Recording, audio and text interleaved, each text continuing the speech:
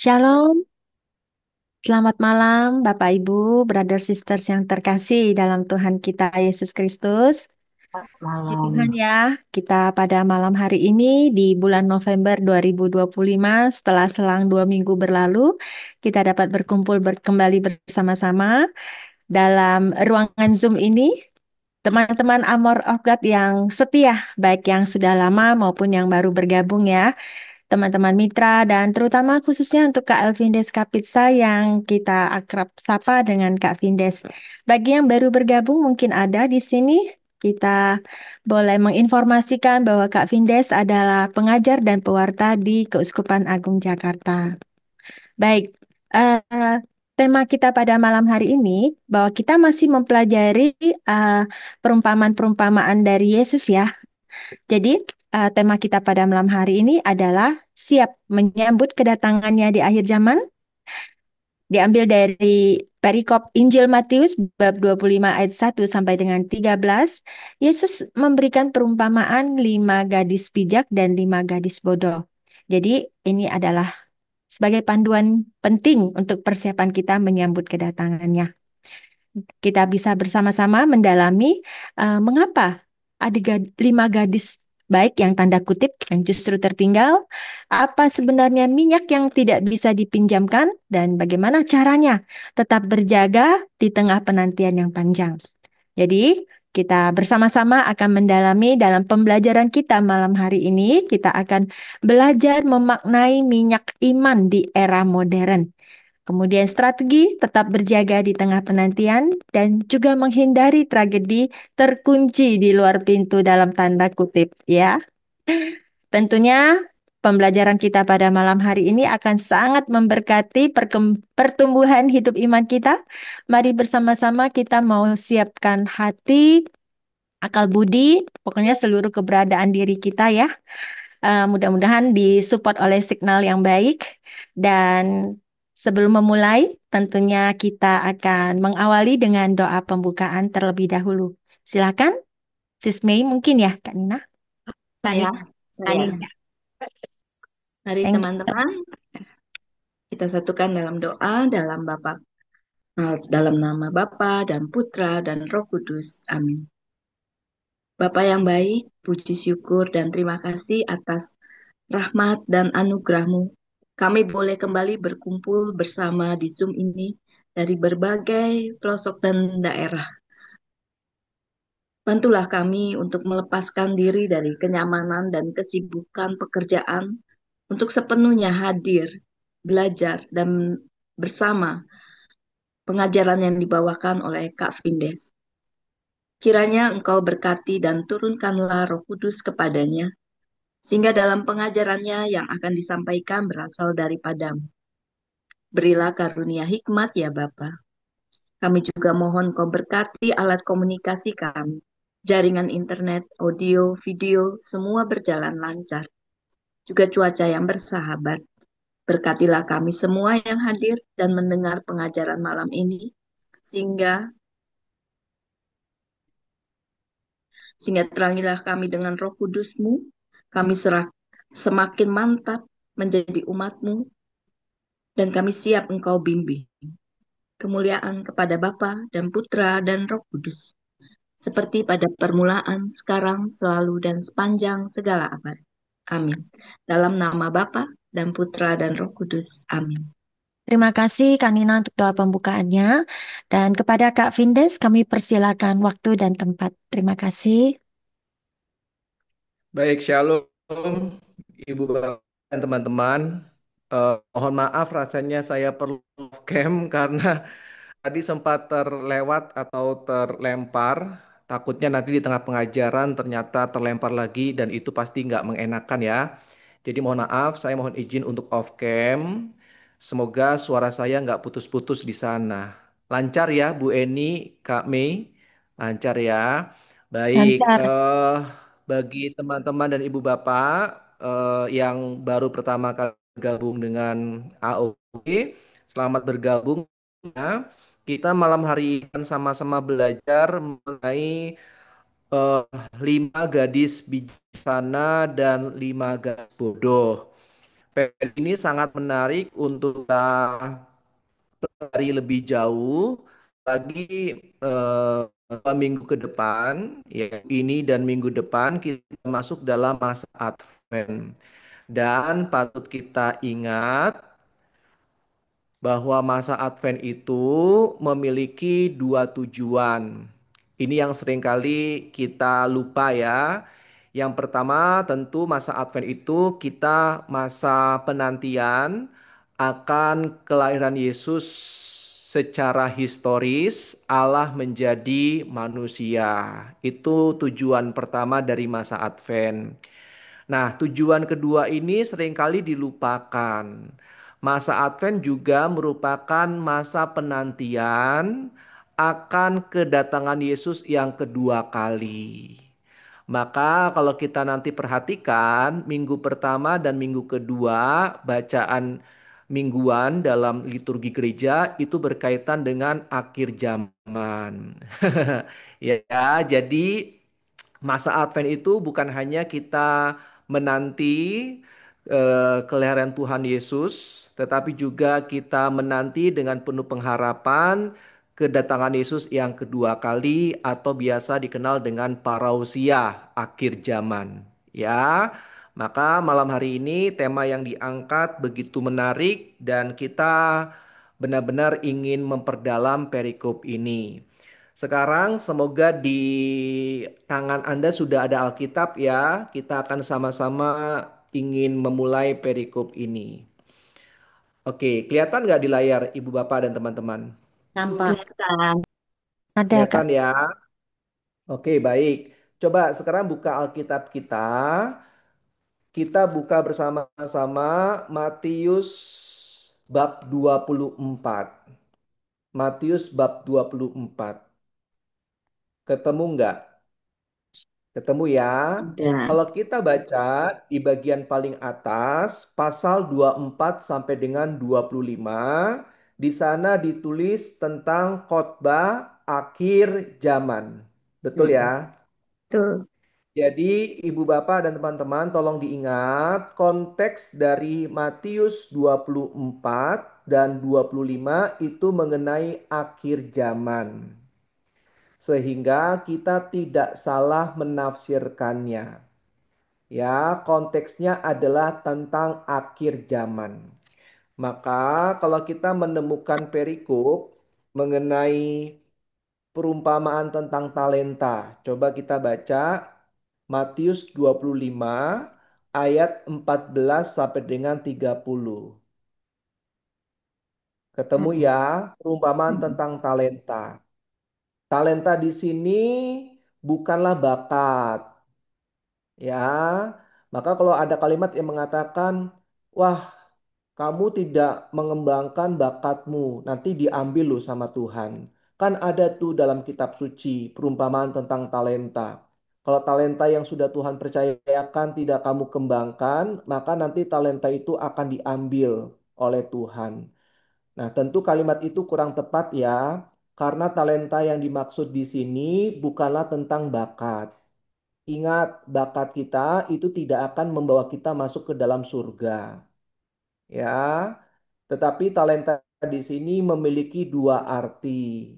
Yang pertama adalah kemampuan untuk berbuat baik.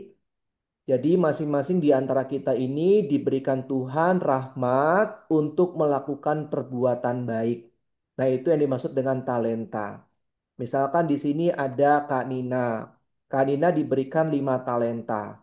Sabar, murah hati, tidak sombong, kemudian penuh kasih, dan juga penuh dengan pengharapan.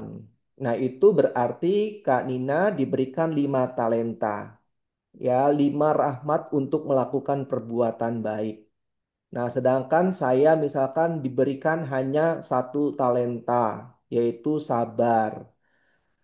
Sehingga masing-masing di antara kita itu punya rahmat yang sudah Tuhan berikan untuk melakukan kebaikan. Maka nggak heran kita pernah nggak berjumpa dengan orang yang sangat baik, rendah hati, dan juga penuh dengan iman. Pernah nggak? Pasti pernah ya. Nah, itu artinya Tuhan memberikan mereka rahmat yang begitu banyak, yaitu 5 talenta. Sehingga nanti dengan talenta ini bisa masuk ke dalam kerajaan surga. Maka perikop terakhir dari bab 25 ini adalah penghakiman terakhir. Tahu nggak? Hmm. Penghakim terakhir. Kamu Ada. ketemu ya? Nah, ini perikop penghakiman. Putus-putus, Kak Vindes. Nah, putus-putus ya. Iya. Iya, suaranya Berarti terputus-putus. kita tolong ada yang share screen ya. Siapa yang bisa bantu? Baik saya, admin. Iya ya. Terima kasih Nina. Iya, jaringannya lagi gak bagus. Pertemuan terakhir malah nggak bagus ya koneksi di tahun. Bentar ya. Jaringannya mau istirahat juga ya, Kak.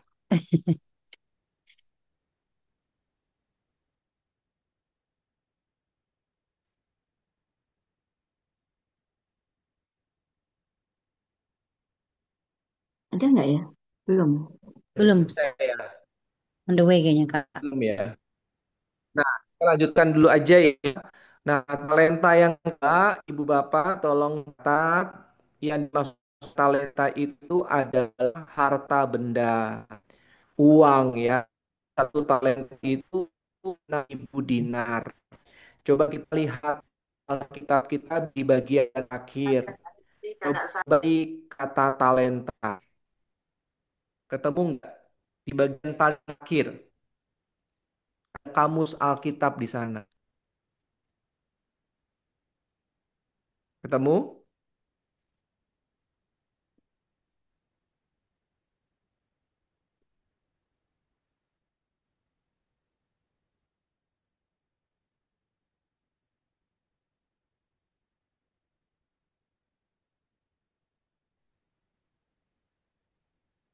Saya keluar lagi ya,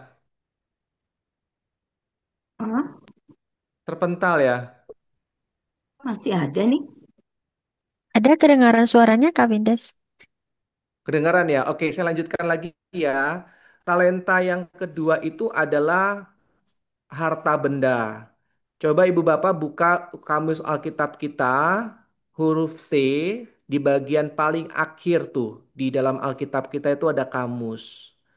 Nah, Mm-mm. kalau kita cari kata talenta dimulai dengan huruf T, kita akan menemukan satu talenta itu berapa dinar.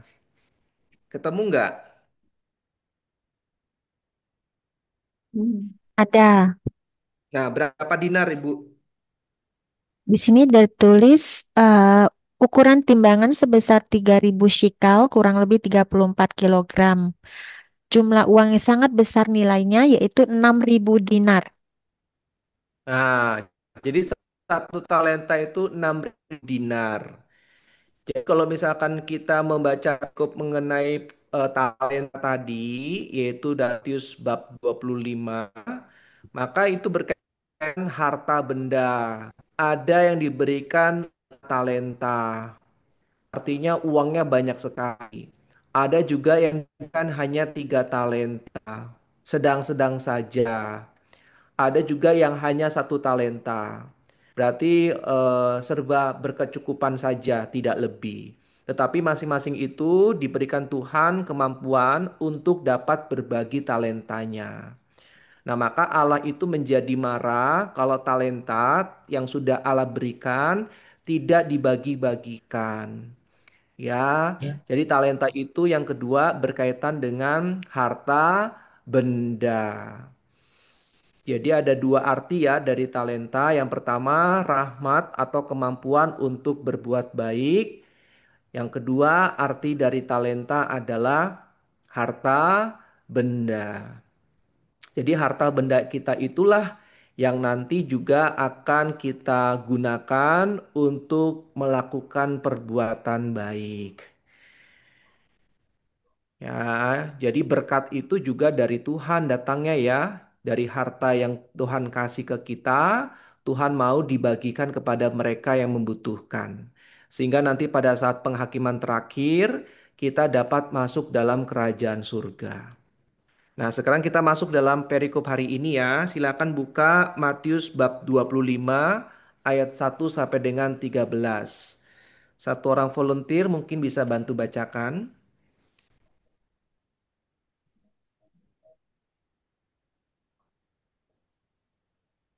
Pada waktu itu, kerajaan surga seumpama 10 gadis yang mengambil pelitanya dan pergi menyambut mempelai laki-laki. 5 di antaranya bodoh dan 5 bijaksana. Gadis-gadis yang bodoh itu membawa pelitanya, tetapi tidak membawa minyak. Sedangkan gadis-gadis yang bijaksana itu membawa pelitanya dan juga minyak dalam buli-buli mereka. Karena mempelai itu lama tidak datang-datang juga, mengantuklah mereka semua lalu tertidur. Waktu tengah malam terdengarlah suara orang berseru, "Mempelai datang, sambutlah dia." Gadis-gadis itu pun bangun semua. Semuanya lalu membereskan pelita mereka. Gadis-gadis yang bodoh berkata kepada gadis-gadis yang bijaksana, "Berikanlah kami sedikit dari minyakmu itu, sebab pelita kami hampir padam." Namun jawab gadis-gadis yang bijaksana itu, "Tidak, nanti tidak cukup untuk kami dan untuk kamu. Lebih baik kamu pergi kepada penjual minyak dan beli bagimu sendiri." Akan tetapi, waktu mereka sedang pergi untuk membelinya, datanglah mempelai itu dan mereka yang telah siap sedia masuk bersama dia ke ruang perjamuan kawin, lalu pintu ditutup. Kemudian datang juga gadis-gadis yang lain itu dan berkata, "Tuan, Tuan, bukakanlah pintu bagi kami." Namun ia menjawab, "Sesungguhnya aku berkata kepadamu, aku tidak mengenal kamu. Karena itu, berjaga-jagalah, sebab kamu tidak tahu hari maupun saatnya." Demikianlah sabda Tuhan. Terpujilah Kristus. Terima kasih Kak Nina. Ibu Bapak dan teman-teman, kita bahas ya perikop yang sangat bagus ini. Jadi pada waktu itu hal kerajaan surga. Ingat, Matius tidak akan pernah menggunakan istilah kerajaan Allah. Karena jemaat Matius adalah orang Kristen Yahudi. Bagi orang Yahudi, menyebut nama Allah itu tidak baik, tidak sopan, tidak etis. YHWH itu dibacanya Adonai, bukan Yahweh. Nah, diterjemahkan ke dalam Alkitab bahasa Indonesia dengan nama Tuhan, huruf kapital semua. Itu terjemahan dari kata YHWH, tapi bacanya Adonai, bukan Yahweh. Sehingga Matius menggunakan frase kerajaan surga, bukan kerajaan Allah. Dikatakan seumpama 10 gadis. Ingat, 10 itu merupakan simbol dari keutuhan, ya, atau juga kesempurnaan. Selain angka 7 ada angka 10. Kita tahu ada 10 perintah. Jadi 10 itu melambangkan keutuhan. Ya, nanti bagian akhir saya akan jelaskan ada apa dengan angka 10, ada apa dengan angka 5. Oke. Nah, kemudian dikatakan sana ternyata ada 5 di antaranya bodoh dan 5 di antaranya bijaksana. Dan mereka itu pergi menyongsong mempelai laki-laki. Jadi Bapak dan teman-teman tolong diingat 10 gadis ini merupakan 10 pengiring ya dari mempelai wanita. Cukup jelas ya. Kemudian dikatakan bahwa gadis yang bodoh itu tidak membawa minyak meskipun membawa pelita. Jadi 5 bodoh ini bawa pelita.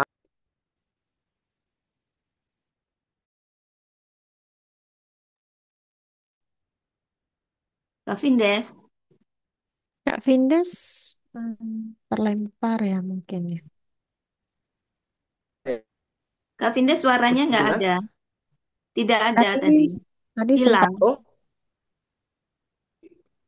sempat hilang ya. Sekarang jelas, Ya, masih belum clear. Masih putus-putus. belum clear. Bentar ya.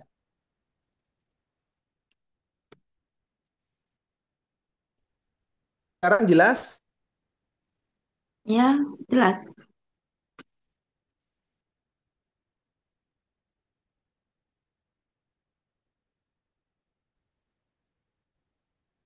Sekarang jelas. Ya, dengar suaranya Nah, Kak Vinda. jelas ya. Saya lanjut ya. Nah, kemudian dikatakan ada 5 gadis bodoh dan 5 gadis bijaksana. Nah, kenapa dikatakan bodoh? Karena mereka membawa pelita tapi tidak membawa minyak. Malah terlempar Kak Vindes. Udah ya? Halo. Terlempar lagi ya? Iya, ngelek lagi. Aduh, semoga kali ini enggak deh. Padahal udah ganti koneksi. Sekarang udah oke ya suaranya. Iya, iya, iya, Ya, iya. semoga Roh Kudus membimbing kita ya. Semoga nggak terlempar lagi. Nggak enak amin. kalau kalau dengarnya putus-putus. Lanjut ya. Jadi ibu bapak dan teman-teman, pelita itu bahasa Yunaninya lampas. Lampas itu artinya obor. Jadi kalau kita ngomongin pelita dalam perikop ini artinya sebenarnya obor. Ya, saya teringat dulu obor waktu saya kecil itu pernah buat karena saya dulu kecil di kampung itu menggunakan apa bambu ya, bambu yang dalamnya dituangkan minyak sehingga nanti kainnya itu bisa menyerap minyak yang ada di dalam bambunya. Kemudian kainnya itu dibakar dan akhirnya menjadi obor, api bernyala. Tetapi obor di zaman dulu, di zamannya Tuhan Yesus itu adalah terbuat dari tongkat. Nah, tongkat ini ujungnya dikasih kain, kemudian kain itu digulung, lalu diikatkan dengan kawat. Ada gambaran ya Ibu Bapak ya, teman-teman ya, mengenai obor yang ada di dalam perikop ini ya. Jadi sebuah tongkat dililitkan dengan kain di bagian ujung atasnya, lalu kain itu diikat dengan kawat. Nah, sebelum sumbu itu dinyalakan, biasanya dicelupkan ke dalam minyak zaitun. Setelah dicelupkan ke dalam minyak zaitun, baru dibakar. Nah, itu gambaran mengenai obor atau pelita. Jelas ya. Nah, sebenarnya perikop ini itu dimulai dengan pemimpin perayaan mengumumkan bahwa mempelai pria itu akan datang dan meminta para tamu untuk siap-siap menyambut mempelai pria itu. Tentu juga para pengiring pengantin perempuan. Kalau sekarang itu dikenal dengan nama bridesmaid ya. Nah, kemudian kalau kita perhatikan setelah ayat yang keempat, sedangkan gadis-gadis yang bijaksana itu membawa pelitanya dan juga minyak dalam buli-buli mereka. Tetapi karena mempelai itu lama tidak datang, mengantuklah mereka, lalu semuanya tidur.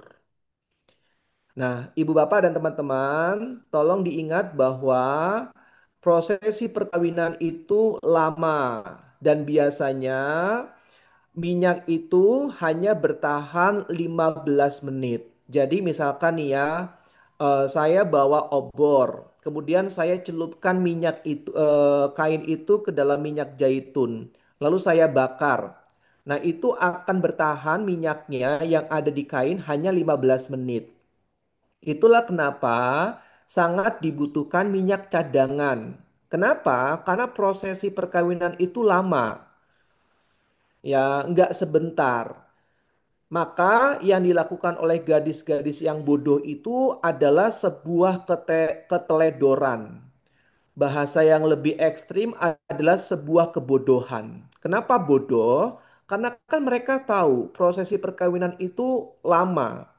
Sedangkan pada saat minyak itu kain itu dicelupkan ke dalam minyak, itu hanya 15 menit. Setelah itu akan mati kembali. Nah, kalau mati, maka kain itu harus dicelupkan ke dalam minyak lagi, baru bisa dibakar. Nah, maka apa yang dilakukan oleh 5 gadis bodoh ini ya benar-benar bodoh. Karena kan mereka udah tahu tuh bahwa prosesi perkawinan itu lama. Ya, tidak sebentar. Sehingga cadangan minyak itu dibutuhkan. Dan peran mereka itu penting karena mereka itu yang membawa obor. Bagaimana caranya bisa membayangkan atau tidak ibu bapak dan teman-teman sebuah prosesi perkawinan tapi tidak ada penerangan. Jadi kan nggak mungkin bisa dilaksanakan tanpa ada penerangan. Itulah kenapa 5 gadis ini disebut bodoh. Karena mereka tahu bahwa peran mereka itu penting. Dan mereka tahu bahwa satu kali celup itu hanya bisa 15 menit bertahan. Setelah itu akan mati. Mereka tahu akan itu semua.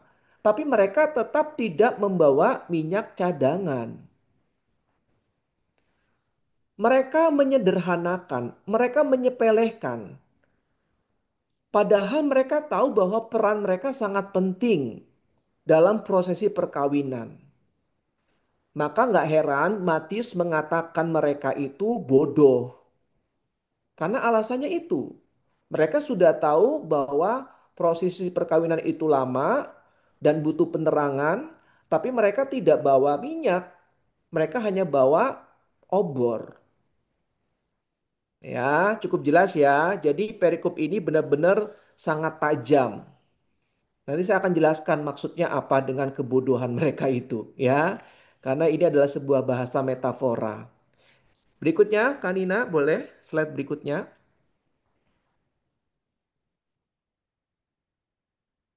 Next.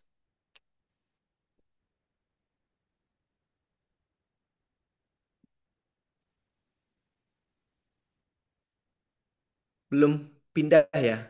Sepertinya AFK, Kak Nina.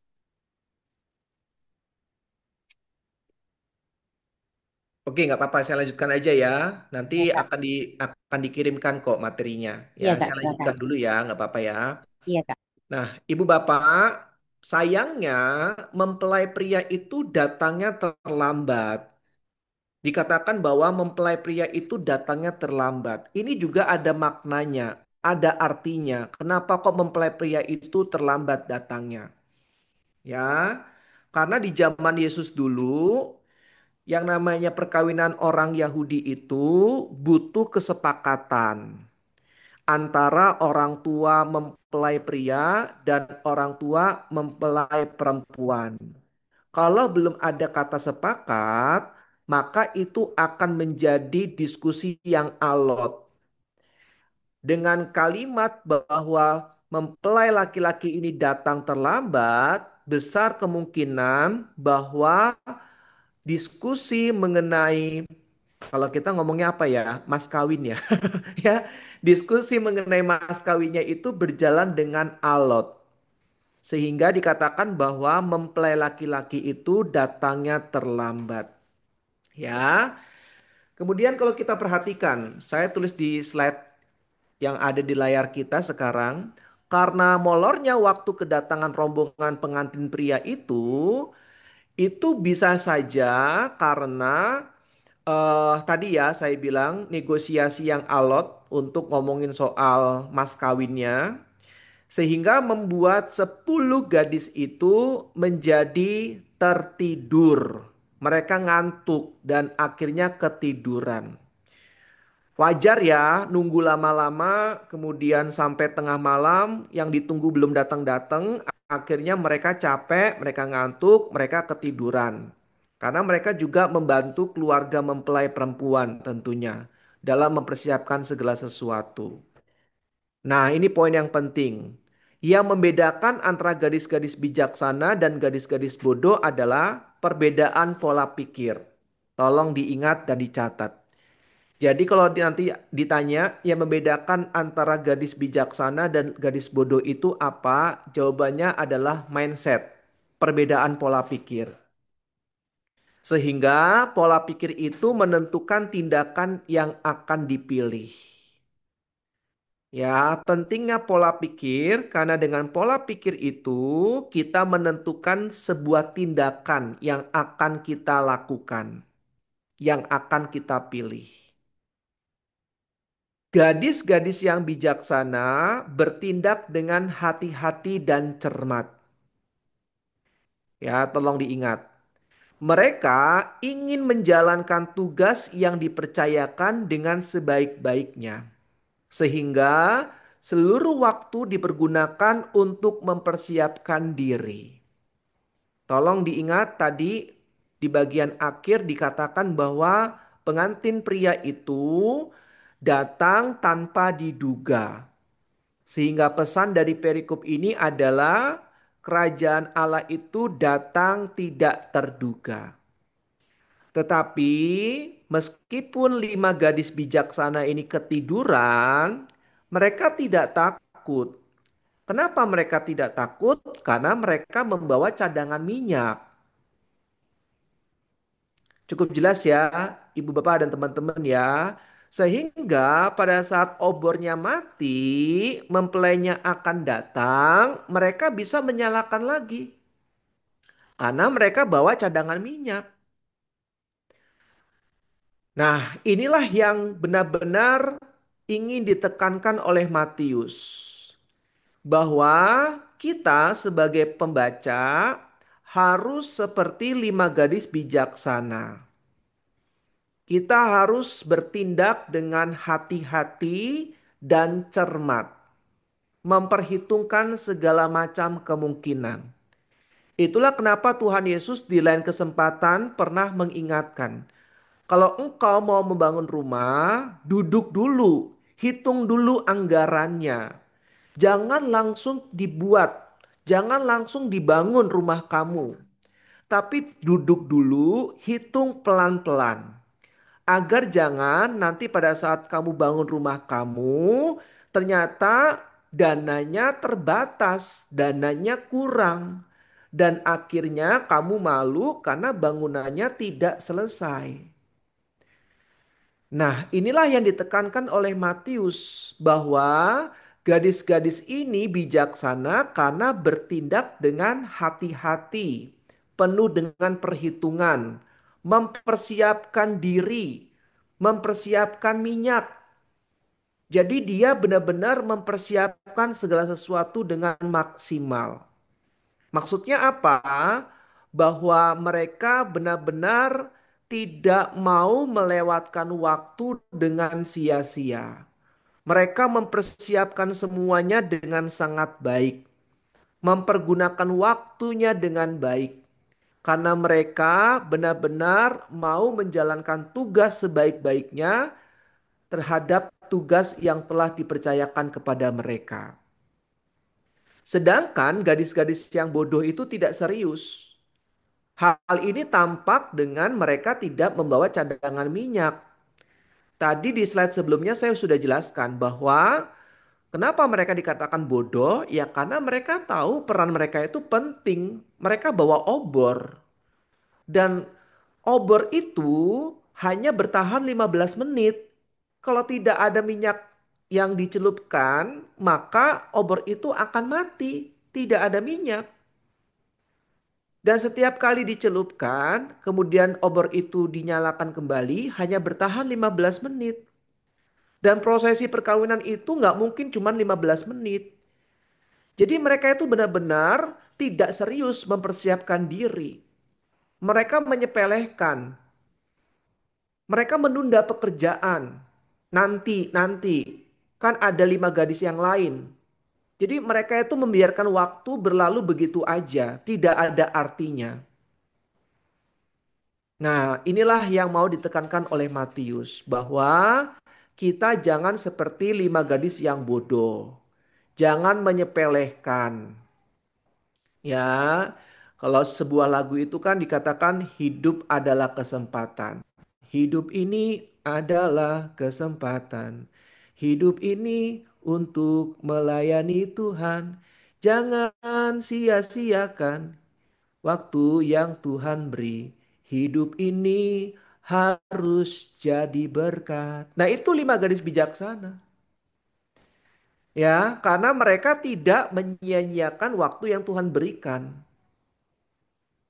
Oh Tuhan, pakailah hidupku. Nah, ya, inilah 5 gadis bijaksana. Selagi aku masih kuat, bila saatnya nanti ku tak berdaya lagi, hidup ini sudah jadi berkah. Inilah 5 gadis bijaksana. Nggak takut, ya, karena hidupnya sudah jadi berkat. Sedangkan 5 gadis bodoh, mereka tidak memaksimalkan waktu yang Tuhan kasih. Mereka menyepelekan, mereka tidak mempersiapkan diri. Makanya nanti pada saat akhir zaman, yaitu Tuhan Yesus datang, sang mempelai laki-laki itu datang, kita yang adalah 5 gadis bijaksana, kita tidak takut. Ya, kemarin saya pelayanan di sebuah persekutuan doa. Lalu saya tanya, ibu bapak dan teman-teman takut menghadapi kematian nggak? 90% menjawab takut. Lalu saya tanya, "Duh, takut kenapa?" Ya, karena masih banyak dosanya. Ya. Nah, ini jawaban yang jujur ya. Takut karena masih banyak dosanya. Wajar sekali. Ya, tetapi jangan sampai kita seperti 5 gadis yang bodoh. Ya, kita tahu kita banyak dosanya, tapi tidak segera bertobat. Ya, oke. Berikutnya Kanina, slide berikutnya boleh.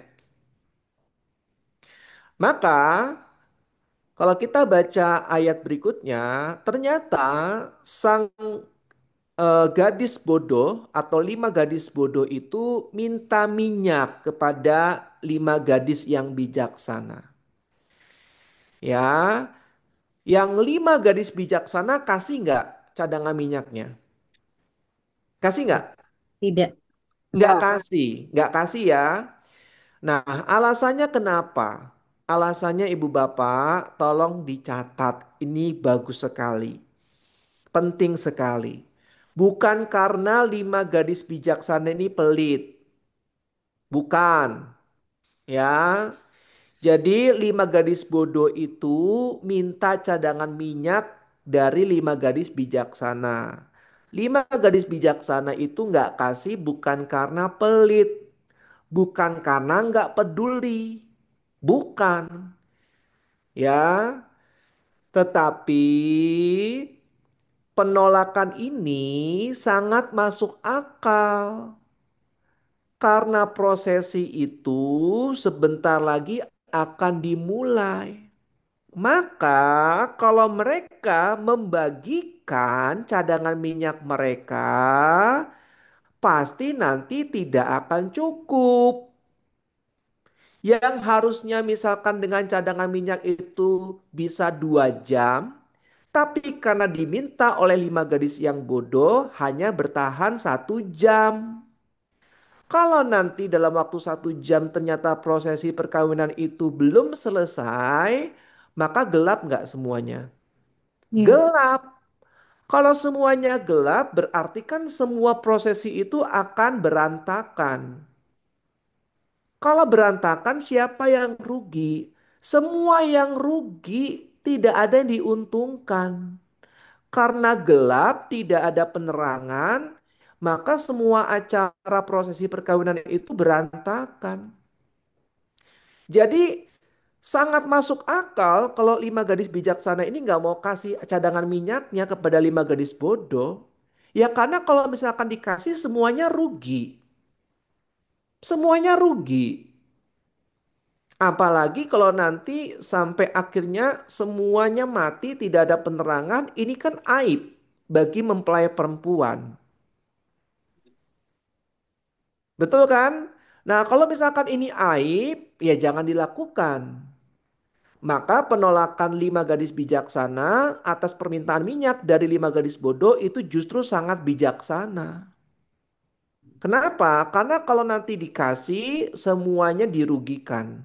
Termasuk nanti justru keluarga mempelai perempuan itu akan menjadi perbincangan. Itu sebuah aib. Dan 5 gadis bijaksana tidak mau itu terjadi. Maka ibu bapak dan teman-teman, ini yang disebut dengan kasih yang bijaksana. Diskreta caritas.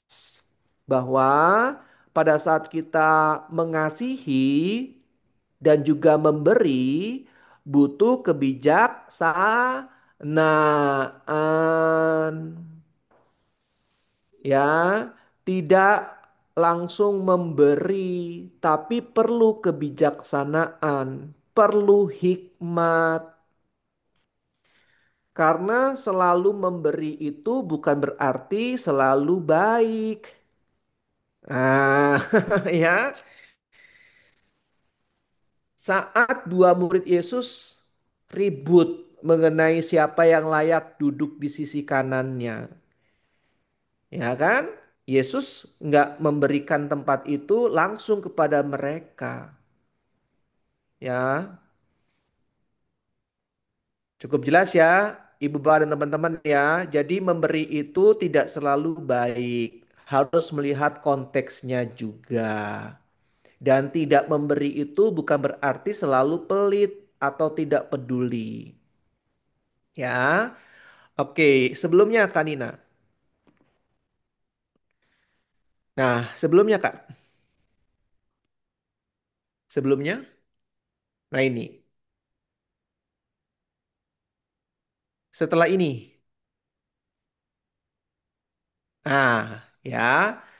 Ibu Bapak, poin yang berikutnya adalah tolong diingat, fokus perumpamaan ini bukan jawaban dari kelima gadis bijaksana. Fokusnya bukan itu.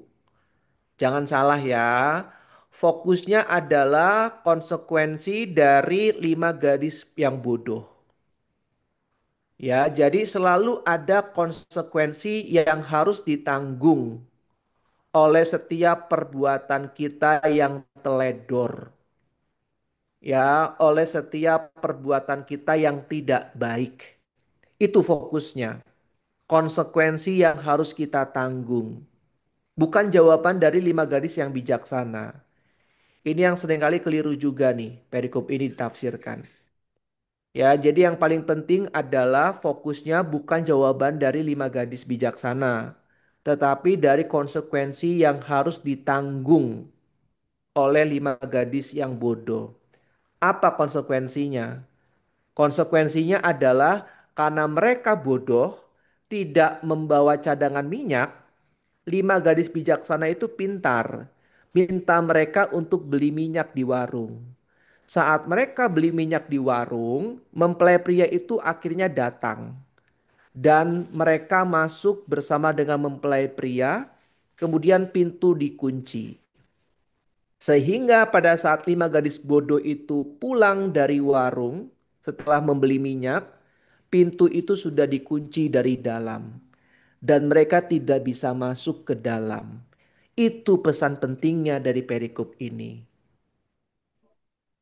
Ya, bahwa perbuatan kita yang bodoh, yang teledor, selama hidup kita tidak melakukan kebaikan, tidak mempersiapkan diri akan kedatangan Tuhan, maka itu ada konsekuensinya. Cukup jelas ya pesan ini ya. Jadi pesan dari perikop ini adalah bahwa setiap perbuatan bodoh kita itu ada konsekuensi yang harus ditanggung. Oke, berikutnya. Berikutnya Kanina boleh? Nah, Ibu Bapak ini juga penting tolong dicatat. Ini yang tadi saya janjikan di bagian akhir bahwa Matius menggunakan gaya bahasa metafora. Mempelai pria itu siapa? Mempelai pria itu adalah Yesus Kristus yang berperan sebagai hakim pada akhir zaman. Makanya perikopnya ini tadi di awal saya bilang Matius 24 dan 25 itu mengenai khotbah akhir zaman.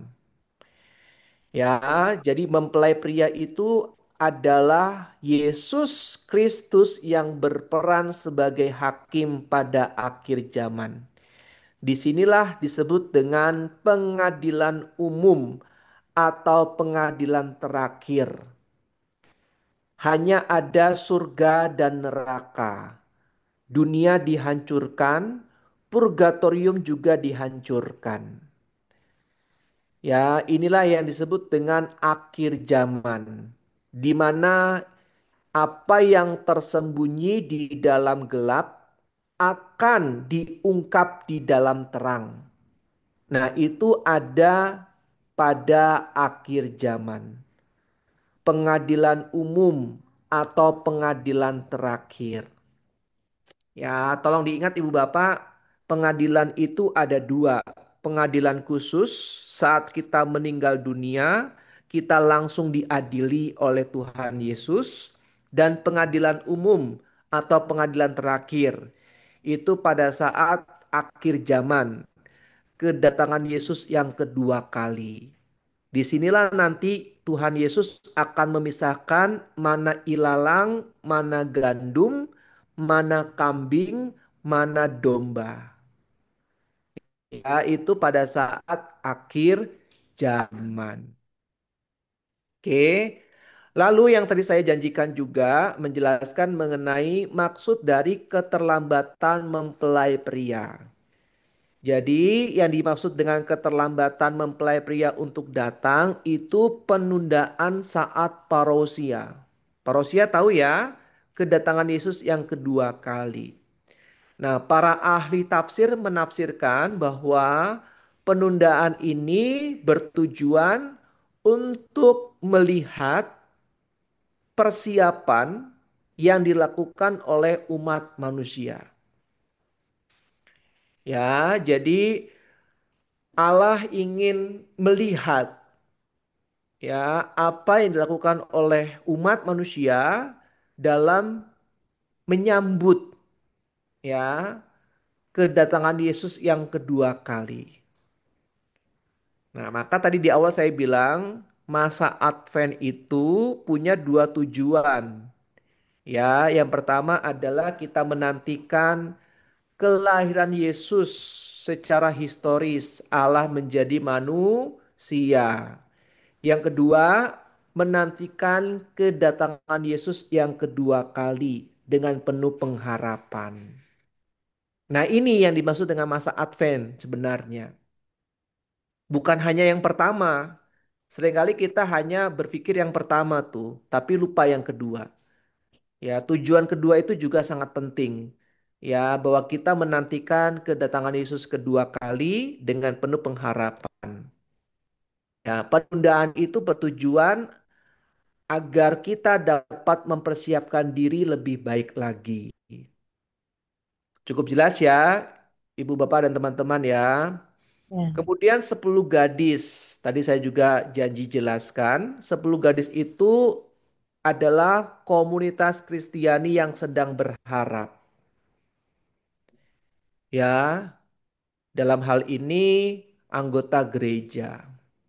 Jadi di dalam anggota gereja itu ya ada yang bijaksana, ya ada yang bodoh. Tapi saya percaya kita semua di sini bijaksana. Amin ya. Ya, nggak ada yang Amin. amin nih. Amin. Ya. Jadi ingat 10 itu maksudnya adalah komunitas Kristiani yang sedang berharap. Berharap akan apa? Tadi berharap akan kedatangan Yesus yang kedua kali. Maka kita yang adalah gadis bijaksana, seharusnya kita tidak takut akan kematian karena masih banyak dosa. Ya, seharusnya enggak. Ya, karena kita benar-benar mempersiapkan diri kita untuk menyambut kedatangan Tuhan Yesus yang kedua kali. Ya, apalagi gereja Katolik memberikan fasilitas yang luar biasa ya, bukan hanya sakramen tobat, tapi juga indulgensi. Indulgensi kan kita tahu tuh menghapus konsekuensi dosa yang sudah diakui dalam sakramen tobat. Ya, saya ulang sekali lagi ya, indulgensi adalah rahmat Tuhan agar konsekuensi dosa yang sudah kita akui dalam sakramen tobat itu dapat dihapuskan. Bayangkan, tadi kita ingat konsekuensi dari kebodohan lima gadis itu. Nah, dengan adanya indulgensi, konsekuensi itu dihapuskan. Bayangkan, ya. Jadi ini luar biasa sekali. Bagaimana gereja memberikan sarana keselamatan agar anggotanya benar-benar diselamatkan dan tidak binasa. Nah, salah satu indulgensi tahun ini adalah Porta Ah, Santa. Nah, itu Porta Santa itu adalah salah satu rahmat indulgensi. Ya, sehingga kita dihapuskan dari konsekuensi dosa yang sudah kita akui dalam sakramen tobat. Bagaimana kalau belum diakui? Yaitu tidak dapat dihapuskan melalui indulgensi. Cukup jelas ya, kalau dalam bahasa hukum dapat remisi. Napi A dapat remisi karena kelakuannya baik. Sering dengar nggak? ya, Sering ya. Karena selama di penjara kelakuannya baik dan kooperatif. Nah, biasanya di hari kemerdekaan RI diberikan remisi. Nah, itu. Karena kelakuannya baik. Cukup jelas ya? ya. Oke. Yang berikutnya, lima gadis bijaksana. Lima gadis bijaksana itu merujuk pada mereka yang mempersiapkan diri dan diterima oleh Yesus di pengadilan terakhir. Jadi kita-kita inilah lima gadis bijaksana. Kita ikut AOG. Tadi di grup WA ya, saya suka sekali diskusi bagaimana ibu bapak begitu aktif ikut WA grup kelompok kitab suci. Itu bagus sekali ya. Ada ABA, ada komunitas Deverbum. Itu sangat bagus. Waktu saya baca, wah saya terharu gitu ya. Antusiasnya begitu luar biasa, semangatnya begitu berkobar-kobar. Nah, semoga antusias ini juga merambat ke hati orang muda Katolik. Amin ya Ibu Bapak ya, Amin. agar OMK kita benar-benar dapat semakin hidup di dalam firman. Ya. Lalu lima gadis bodoh maksudnya apa? Merujuk pada mereka yang tidak mempersiapkan diri dan mengalami penolakan oleh Yesus di pengadilan terakhir. Nah, itu dilambangkan dengan apa? Pintu yang terkunci. Ci. Pintu yang tertutup. Itulah penolakan oleh Yesus. Kenapa? Karena selama mereka hidup di dunia, sudah diberikan kesempatan, sudah diberikan talenta untuk berbuat baik, sudah diberikan harta benda untuk berbagi, tapi tidak mau dilakukan. Ya, malah hidupnya tidak berbuat baik, cenderung berbuat jahat. Diberikan berkat berupa harta benda, tidak mau berbagi kepada mereka yang miskin. Justru semakin memperkaya diri dengan korupsi. Nah, inilah gambaran lima gadis yang bodoh. Ya, udah dikasih Tuhan kesempatan, udah tahu bahwa ikut Tuhan itu salah satu syaratnya harus berbuat baik, ya kan? Yohanes bab 13 ayat 35. Coba dibuka. Yohanes bab 13 ayat 35. Silakan satu orang volunteer.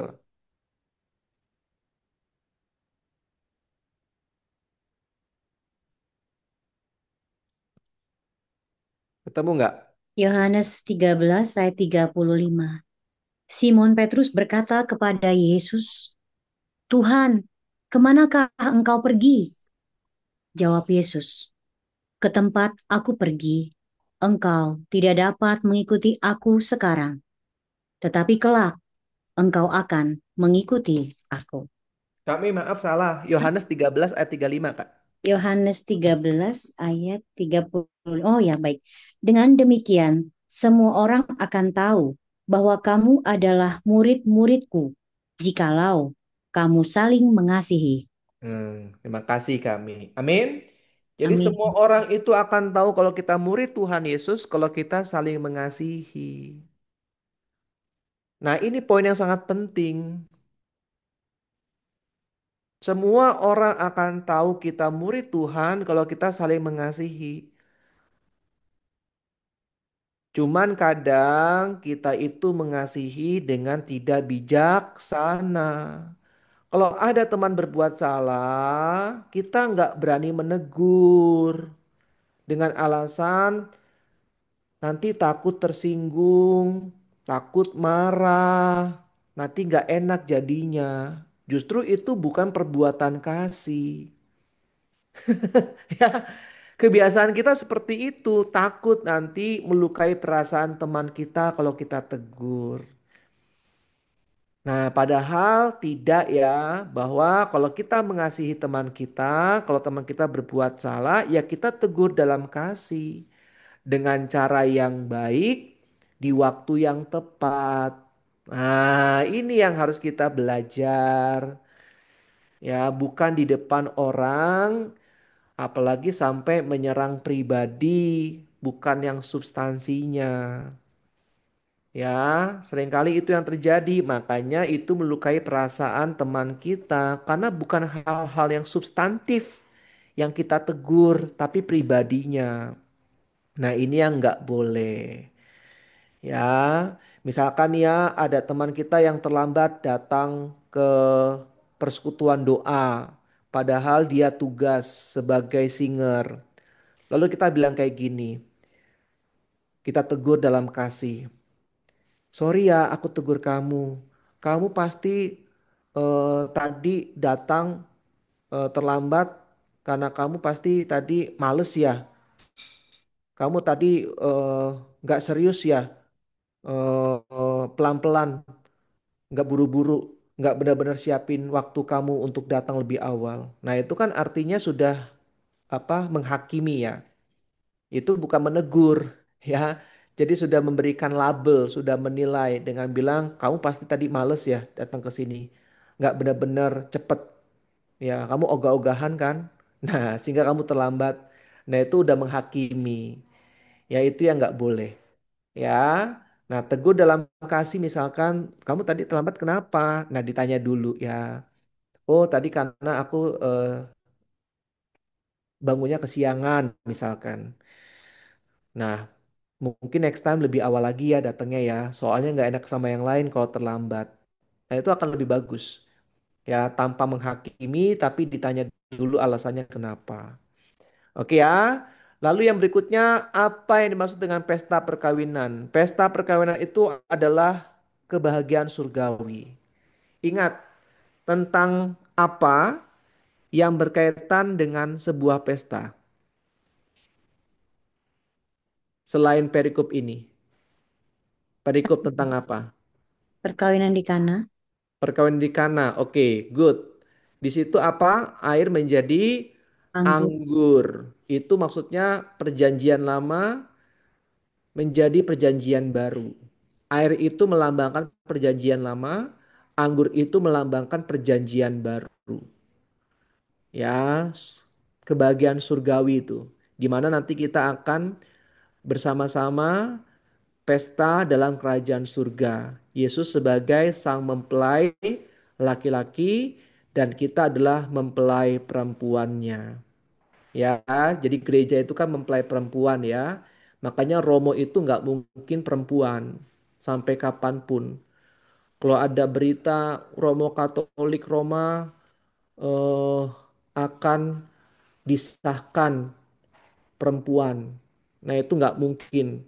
sampai sepanjang segala abad. Amin. Ya. Jadi kalau ada isu-isu berita bahwa Gereja Katolik akan melegalkan seorang imam perempuan, itu nggak mungkin. Karena secara teologi itu pasti salah. Ya, Yesus itu mempelai laki-laki, gereja itu mempelai perempuan. Ya, jadi kalau misalkan Romo itu perempuan, in persona Christi, ya masa perempuan sama perempuan. Ya, Ya. cukup cukup jelas ya, Ibu Iya. Bapak dan teman-teman ya. Jadi Mm-mm. nggak mungkin Romo perempuan di dalam gereja Katolik Roma. Ya, nah, apalagi selain perkawinan di Kana, Ibu Bapak dan teman-teman, perikop yang berkaitan dengan pesta. Pakaiannya bagus-bagus, makanannya Mm-mm, enak-enak. mm-mm. Perikopnya tentang apa itu, Ibu? Kebahagiaan surgawi itu di dalam pesta perkawinan itu pasti yang datang itu kan bajunya bagus-bagus, itu melambangkan perbuatannya itu penuh cinta kasih, bagus gitu. Kira-kira. Amin. Betul, Ibu. Betul, betul. Betul sekali. Itulah kenapa, tolong diingat Ibu Bapak, ini saya menyambung jawaban tadi Bu Reti. Salah satu perikop yang terkenal yang berkaitan dengan pesta itu adalah perumpamaan anak yang hilang. Hilang. Anak yang mana yang dibuatkan pesta? Anak yang Bungsu. bungsu. Bungsu. Anak yang bungsu sebelum dibuatkan pesta dikasih apa? Jubah, Cincin, Cincin, perhiasan, baju yang bagus, baju yang eh, bagus, makanan yang enak-enak. makan sepatu. enak-enak sama sepatu, betul Sepatu. kan? Iya, Nah, tadi yang dibilang Bu Reti tadi agar layak masuk ke dalam pesta. sebuah pesta. Oh, gitu. Ya, ya. Ah, ya, jadi Allah itu selalu memberikan kesempatan bagi anak-anaknya untuk bertobat. Nah, maka diberikanlah jubah, cincin, sepatu sebagai rahmat pengudusan yang sudah hilang karena perbuatan dosa berat kita. Lalu kita terima kembali dalam sakramen tobat. Nah, rahmat pengudusan itulah yang nanti akan membawa anak bungsu itu masuk dalam kerajaan surga, dilambangkan dengan sebuah pesta. Jubah lambang kebesaran, cincin lambang kuasa, sepatu lambang kemerdekaan. Kita yang adalah anak-anak Tuhan yang sudah bertobat, kita adalah pribadi yang nanti akan diberikan rahmat pengudusan. Kalau kita hidup di dalam pertobatan, itu maksudnya. Sedangkan anak yang sulung masuk gak ke pesta? Nah, Di luar. tidak. Di luar. Di luar. Kenapa di luar? Karena Hmm, hatinya masih penuh dengan Curiga, marah-marah, marah. Hatinya masih penuh dengan iri iri hati. hati. Ya. Dengki. Dengki. Makanya belum layak masuk ke dalam pesta. Nah, malah menghakimi adiknya, udah main sama pelacur, udah berfoya-foya. Tahu dari mana coba tuh kakaknya? Padahal dulu belum ada CCTV kan? Iya, Kak. Fitnah kan? Fitnah. Karena apa? Ya karena marah, karena iri hati. Tujuh dosa pokok. Kenapa dikatakan dosa pokok? Karena akan menghasilkan dosa-dosa yang lainnya. Nah itu bahayanya iri hati itu. Nanti jatuhnya bisa fitnah, ngomongin kejelekan orang. Karena apa? Karena iri hati. Makanya kan kita sering kali mendengar orang sirik tanda tak Mampu. mampu. Nah, Tapi anak sulung itu tidak dibiarkan sendirian di luar pesta. Allah akhirnya keluarkan mencari anak sulung itu. Nah, Allah yang keluar dari pesta itu adalah pribadi Yesus Kristus yang rela meninggalkan pesta di surga untuk mencari dan menemani anak sulungnya yang hilang. Jadi perumpamaan itu bukan hanya anak bungsu yang hilang, tapi anak sulung juga hilang. Makanya dicari sama bapaknya. Tidak ditinggalkan sendirian di luar. Setelah itu diajak, ayo kita masuk ke pesta karena adikmu yang hilang sudah kembali. Seharusnya kita bersuka cita bersama-sama. Nah itu poinnya. Jelas ya. Jadi pesta itu melambangkan kebahagiaan surgawi dan Bapa kita selalu mau mengajak kita. Oke. Nah terakhir cadangan minyak. Apa yang dimaksud dengan cadangan minyak? Melambangkan perbuatan baik, melaksanakan kehendak Bapa. Jadi ingat, minyak itu adalah perbuatan baik.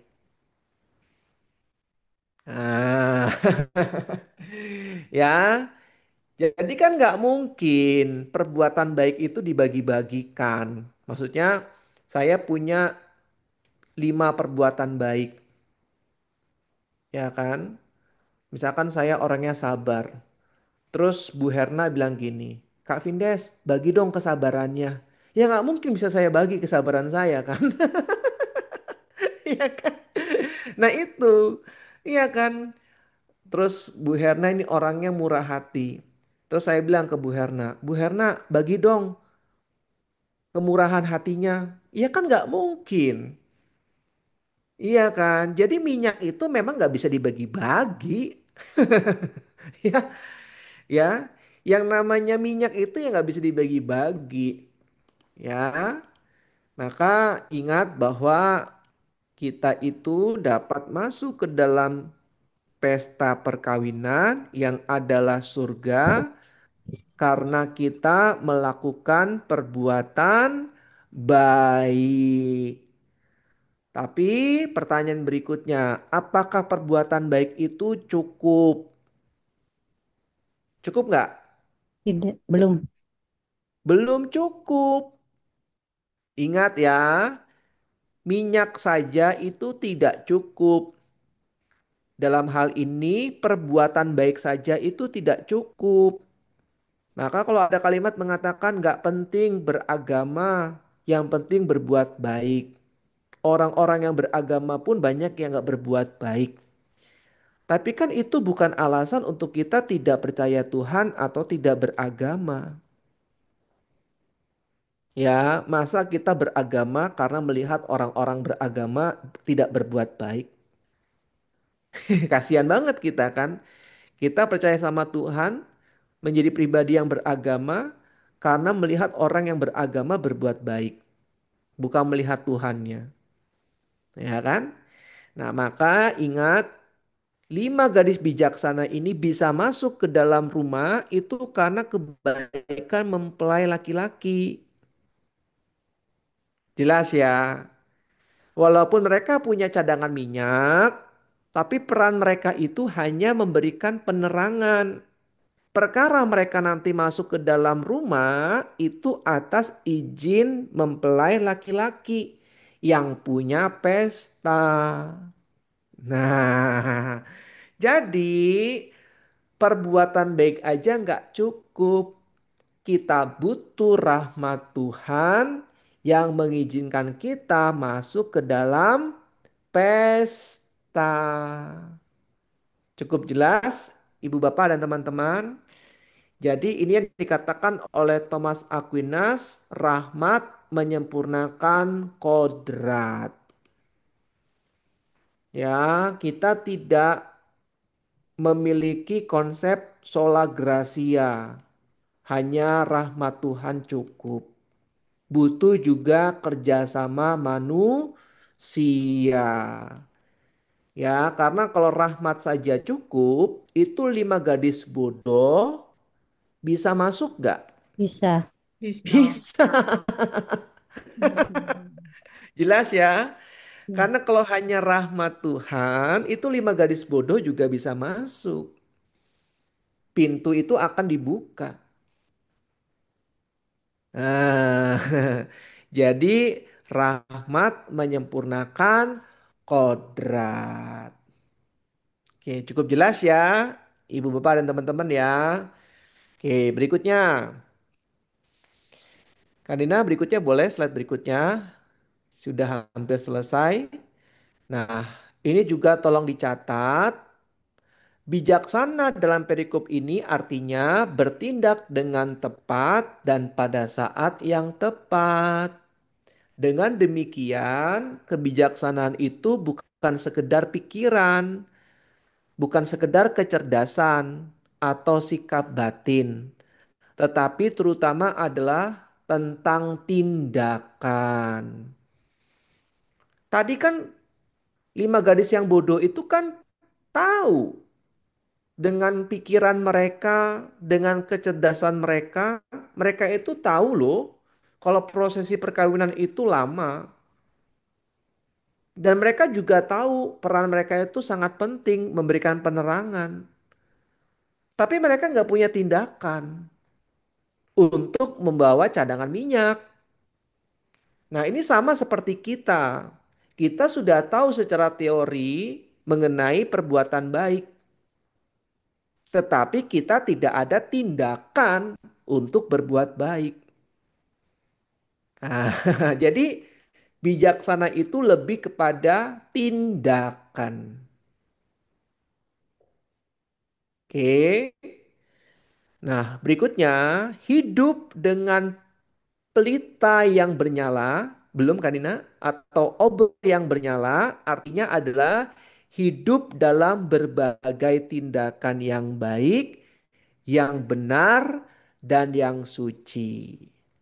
Tolong dicatat ya. Jadi yang dimaksud dengan hidup dengan pelita yang bernyala artinya hidup dalam berbagai tindakan yang baik, benar, dan suci. Biasa disebut dengan 3 kesalehan Kristiani. Doa, puasa, Sedekah. dan sedekah. Doa, puasa, dan sedekah. Nah, ini yang disebut dengan 3 kesalehan Kristiani. Ya, jadi kalau misalkan ditanya bagaimana caranya kita bisa pelan-pelan belajar menjadi orang yang saleh. Ya, berarti kita belajar untuk terus berdoa, berpuasa, dan beramal sedekah. Ya. Nah, sekarang saya mengutip 3 kata-kata mutiara dari 3 bapak gereja besar. Pertama, Santo Agustinus. Boleh berikutnya? Santo Agustinus mengatakan, minyak adalah kasih. Tanpa kasih, semua perbuatan baik hanyalah formalitas. Nah, ini kata-kata yang sangat dalam. Jadi, perbuatan baik kita itu harus berdasarkan kasih. Nah, tanpa kasih, perbuatan baik kita hanyalah formalitas. Oke. Berikutnya kata-kata Santo Hieronymus. Nanti ditutup dengan Origenes. Santo Hieronymus mengatakan, tidak ada yang dapat meminjamkan minyaknya sebab setiap orang akan diadili menurut perbuatannya sendiri. Roma bab 2 ayat 6 dan 7. Jadi tadi yang saya bilang ya, tidak mungkin ada yang dapat meminjamkan minyaknya. Kenapa? Karena setiap orang akan diadili menurut perbuatannya sendiri. Jadi yang penting itu bukan eh, 5 gadis bijaksana yang tidak mau meminjamkan minyak mereka, tapi yang penting adalah konsekuensi yang harus ditanggung oleh 5 gadis yang bodoh karena tidak membawa minyak. Ya, oke. Sekarang terakhir Origenes. Origenes mengatakan minyak adalah rahmat Roh Kudus yang membuat terang jiwa kita. Jadi jiwa kita itu adalah pelita, ya, obor. Tapi pelita itu tidak akan bernyala kalau tidak ada minyaknya. Nah, menurut Origenes, minyak itulah rahmat Roh Kudus. Jadi kesimpulannya, tanpa rahmat Roh Kudus, maka kita tidak akan dapat melakukan perbuatan baik. Ya, saya ulang ya. Tanpa rahmat Roh Kudus, kita tidak dapat melakukan perbuatan baik. Karena rahmat Roh Kudus itu adalah minyak yang akan membuat pelita menyala. Oke, terakhir saya tutup dengan pesan dari perikop ini. Berikutnya Kanina boleh? Ini terakhir ya. Nah, Ibu Bapak, ini pesan terakhir dari perikop ini ya. Kedatangan kerajaan Allah seperti pesta perkawinan merupakan saat keselamatan yang membahagiakan. Allah memberikan dirinya sebagai anugerah. Setiap orang harus mempersiapkan diri untuk menyambutnya. Mereka yang tidak mempersiapkan diri tidak diperkenankan mengambil bagian dalam kerajaannya. Dengan demikian, perumpamaan ini merupakan ajakan untuk selalu siap siaga dengan bertobat dan memperbaharui diri agar pantas menyambut kedatangan Allah. Amin. Maka sebentar lagi kita akan masuk dalam masa Advent. Makanya nanti kita akan difasilitasi dengan rahmat sakramen tobat, ya. Karena kita siap untuk menyambut kelahiran Yesus dan juga kedatangannya yang kedua. Maka dikatakan kita harus siap siaga dengan pertobatan dan usaha untuk memperbaharui diri agar kita pantas untuk masuk ke dalam kerajaan Allah.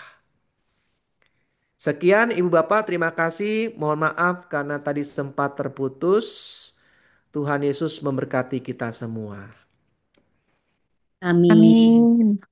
Baik, terima kasih Kak Vindes untuk semua em, sungguh-sungguh sangat membuka apa?